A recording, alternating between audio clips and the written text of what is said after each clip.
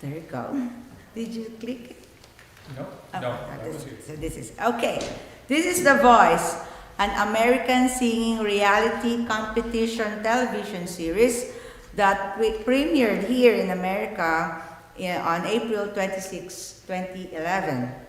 It is based on the original The Voice of Holland. I didn't know that it came from Holland. So each season begins with the blind auditions, where coaches from their team of artists form their team of artists whom they mentor to the remainder of the season. The coaches' chairs are faced towards the audience during artist performance.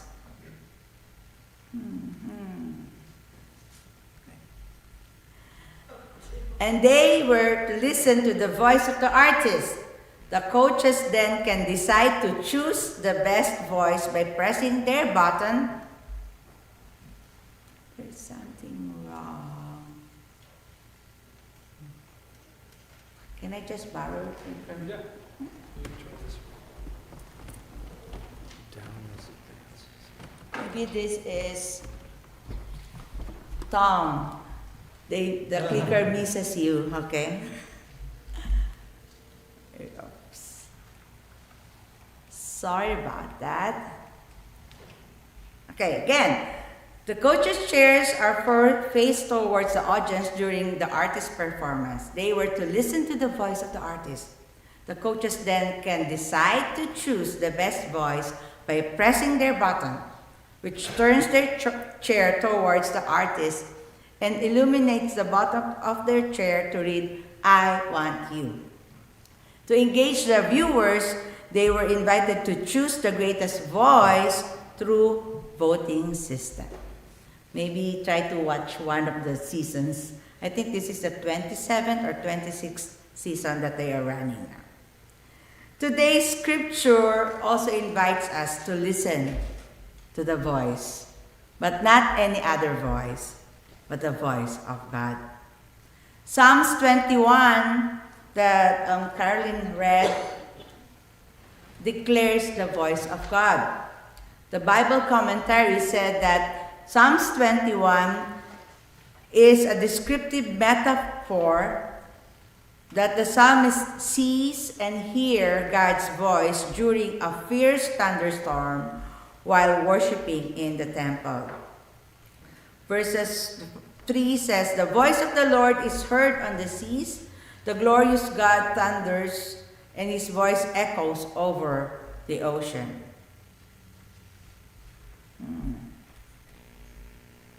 Oh, sorry, it's not that clear.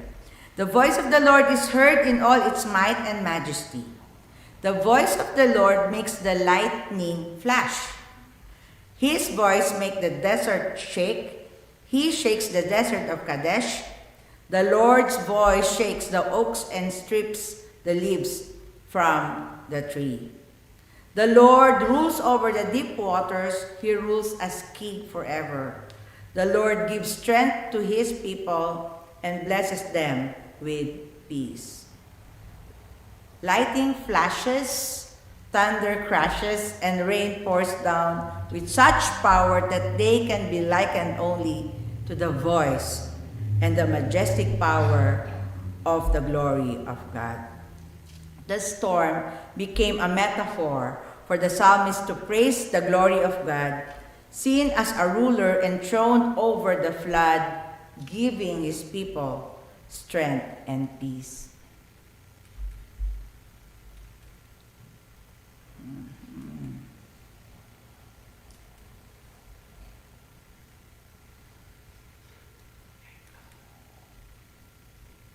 Psalms 29 invites us to listen to the voice of God amid life's thunderstorm and believe that God is in his majestic power who can give strength and peace for us. Let us remember God's power is mightier than all the thunderstorms of life. Interestingly, the voice of God in Isaiah is opposite to Psalms 29. It depicts a gentle voice. Isaiah 42:1, it said, I have filled him with my spirit, and he will bring justice to every nation. He will not shout or raise his voice or make loud speeches in the street. He will not break off a bent reed, nor put out a flickering lamp. He will not lose hope or courage. He will establish justice on the earth. God brings justice on all of us, yes, but not as we thought how justice works, which usually through violence or death. God's justice comes through the tender acts of care and kindness that are principally on the display of these verses. Justice comes through God's tender mercies, not despite all that is within us. In this world, we live in the world where there are so many voices. We hear voices from within and voices around us. Remember Ricardo who played, he was telling us, sharing with us that as he played, he would hear voices. And then we were like teasing him, oh, what is that? But he was like, as he played, there's this critique in his mind, oh, are you doing it well? Are you sure that's the right notes? And sometimes there's a struggle. Maybe that's one way that we struggle. The things that we do, there's a critique in our at the back of our mind saying, are you doing it well? You're not good enough. Good thing if it's positive voices that you hear, but most of the time, most often, these voices brings discouragements than hope. These voices brings confusion than clarity. And so our world, or ourselves, each individual, is in anxiety or to the point of going to depression. One image of depression is these many clouds with different scribble saying there is so much darkness that they could not see the light. There's so much lies that they cannot see the truth. I saw this reel in a satirical performance depicting Maria Ressa, a journalist who won the Nobel Prize of exposing the negative things that's happening in our country, the Philippines. This satire said, a lie repeated several times is a lie. But a lie repeated 1,000,000 times becomes the truth. And that is what most of the time is happening right now. And she even said that if this lie becomes the truth, then those people who spread that lie can now control over that lie. And that is deadly. And so we have to be discerning of what truth are we holding on right now. Is it really the truth, or it is a lie that is repeated 1,000,000 times? However, funny, on the lighter note, this satire ends up with this. And yet, a lie repeated exactly 15 times. Can we say it 15 times? Lie? 1, 2, 3, go. Lie, lie, lie, lie, lie. Lie, lie, lie, lie. Lie, lie, lie, lie. It became a band song. Lie, lie, lie. Lie, lie, lie, lie, lie, lie. Lie, lie, lie. But maybe our world is living with that band song. We are living in a lie, lie, lie 1,000,000 times. Therefore, we have to learn and discern to hear the truth. Learn and seek the voice, and the voice that comes from our God. In this world of many, many voices, Isaiah 42 invites us to listen to the voice of God and believe that God brings justice and hope through non-violent way. And be led to the way, the real truth, the life, our Lord Jesus Christ. Today is the celebration of Jesus' baptism, and we again heard the voice of God. In Matthew chapter 16 to 17, it says, "As soon as Jesus was baptized, he came up out of the water. Then heaven was opened to him, and he saw the Spirit of God coming down like a dove and lighting on him. Then a voice said from heaven, 'This is my Son, my only dear Son, with whom I am pleased.'" God confirms Jesus' identity and commitment by sending the empowering Spirit and declaring Jesus' identity, being God's beloved Son.